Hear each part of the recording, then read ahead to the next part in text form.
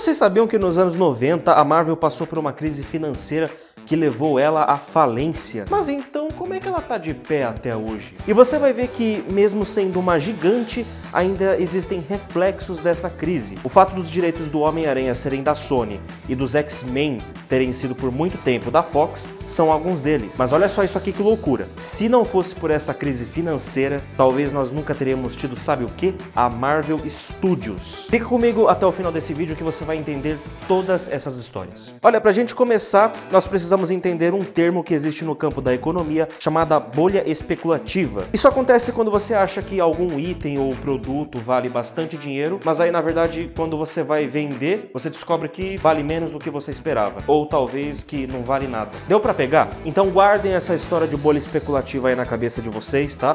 Porque foi basicamente isso que fez a Marvel ir de arrasta lá nos anos 90. Porque essa bolha não apareceu do nada. Ela foi inflada por um homem que muitos consideram o maior vilão da história da Marvel, Ronald Perlman, um investidor milionário que comprou a Marvel em 1989. E outra personagem muito importante nessa história é Carol Kalish. Ela era responsável por cuidar dos negócios entre a Marvel Comics e os lojistas. Antigamente o mercado dos quadrinhos funcionava assim. As editoras produziam e vendiam as HQs para os lojistas. E aí os lojistas compravam e revendiam em suas lojas, que no caso eram chamadas de comic shops. Aí um dia, Kalish teve uma ideia que parecia ser muito boa, só que acabou virando uma tragédia. Ela queria fazer algumas edições de HQs com capas especiais e entregar para os lojistas venderem em suas lojas. E assim foi, essas edições com capas especiais estavam começando a vender muito bem.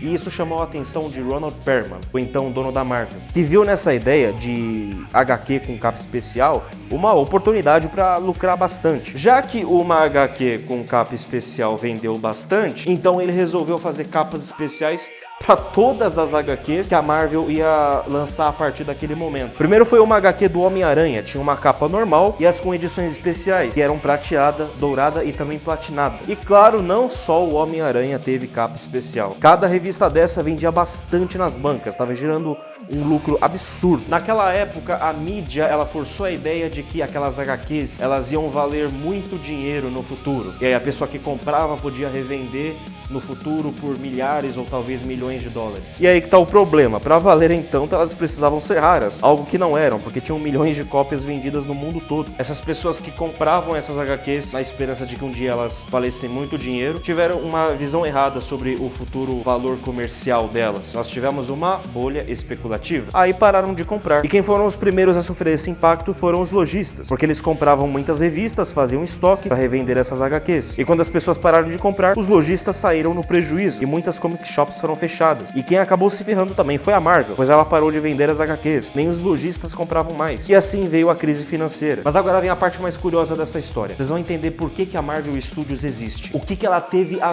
ver com essa crise financeira que a Marvel passou. Bom, é que o Ronald Perlman, para tentar consertar toda essa melada, ele resolveu investir os personagens da Marvel em um outro ramo, o do cinema. E por isso ele criou a Marvel Studios. Só que os acionistas da Marvel não concordaram com Perlman. Eles acharam que as ideias de Perlman poderiam afundar ainda mais a Marvel. E é exatamente por isso que em 1996 o Ronald Perlman resolveu declarar falência, pois declarando falência ele poderia tomar ações sobre a empresa, sem o consentimento dos acionistas. E é claro que isso acabou gerando uma polêmica desgraçada que foi parar na justiça. Em 1998, Perlman foi expulso da Marvel. Mas apesar dele ter sido expulso, ainda assim a ideia dele de botar os personagens da Marvel no cinema acabou indo pra frente. Só que como eles não tinham muito dinheiro, eles não tinham como produzir os filmes por conta própria. E aí é por isso que eles tiveram que vender os personagens para outros estúdios de cinema. E aí o Homem-Aranha foi pra Sony, o Hulk foi pra Universal, o Quarteto Fantástico e os X-Men foram pra Fox, para que esses estúdios pudessem fazer